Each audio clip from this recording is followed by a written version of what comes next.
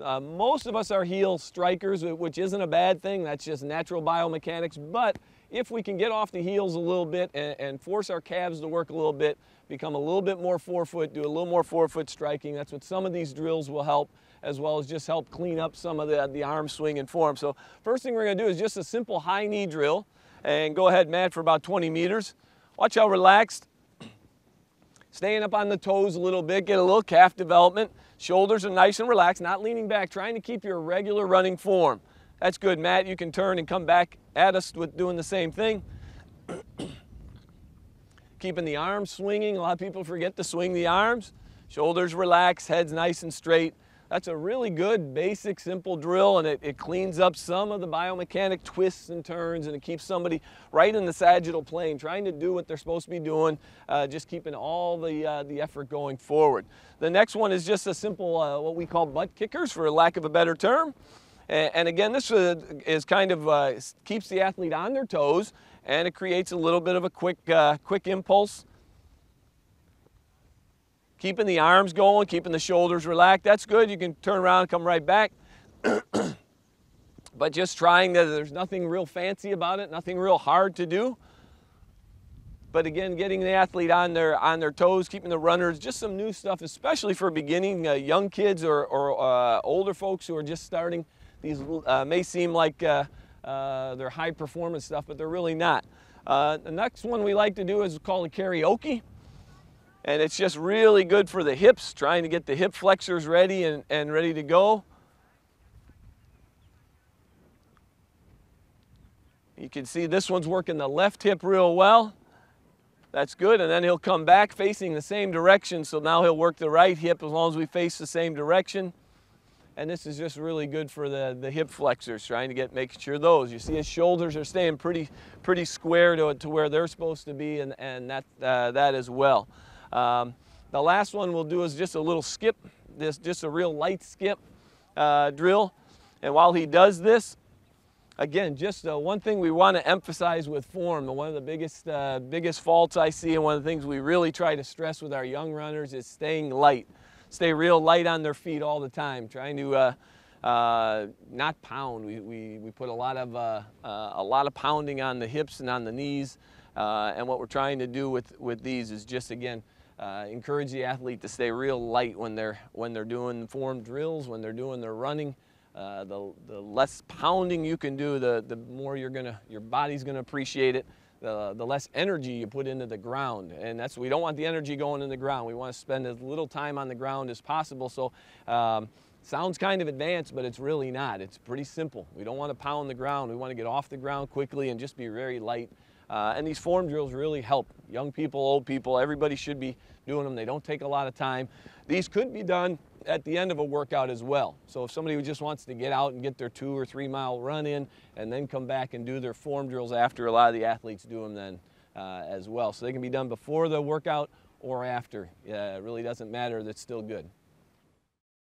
Other thing that more and more young and old are adding are what we call core, just some basic core workouts. We used to do sit-ups and push-ups, and those are still great. But now we're doing some core exercises, and we just want to show you 5 or 6 or 7 real basic core exercises, talk about those for just a few minutes. And these will require him to be on the ground a little bit more. So first one is just basic planks. And go ahead and do a forward. Yep. And we want to hold most of these for when you're early beginning, 10 to 15 seconds, eventually get those out to 15 to 20.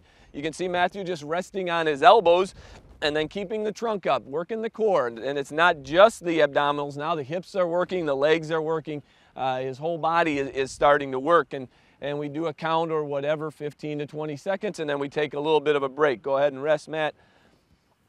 And then we go to a side, we go each side. Go ahead and get up. Again, the key here is keeping the trunk up, keeping the hips up where they belong, and holding that for 15 to 20 seconds. Nothing real hard, and it's not a big killer, but it's really good. 15 to 20 seconds on the right side, and then we'll switch on over.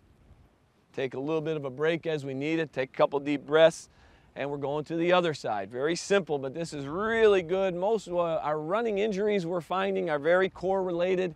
If you have strong core, your back won't get sore, your legs won't take as much, and real good there. And then the final one is back with the stomach up, and just right there.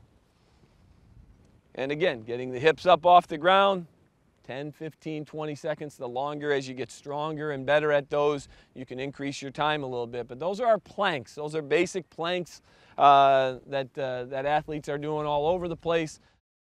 A lot of running injuries, a lot of sore knees are because your shock absorbers aren't as strong as they need to be, so your knees are taking the weight of the run. So just simple body weight squats. Go ahead and just get feet shoulder width apart. Sometimes it helps.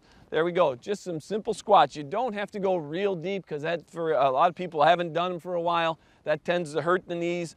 But just 10, 15, 20 body weight squats. The other favorite as well is just a simple lunge. Right foot lunge, left foot lunge. And again, now we're just, these are some real, it'd be great if we had some hand weights or we added some weight to it, but to begin with, just using your body weights. Body weight squats, body weight lunges, really great. And if you start out with 10 with the left leg and 10 with the right leg, that's a good place to start. The more you can add on, the better as we go with that.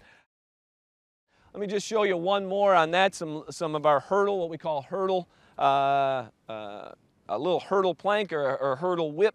And again, this is just for the rotator, the hips. Go ahead and do a hurdle drill, Matt.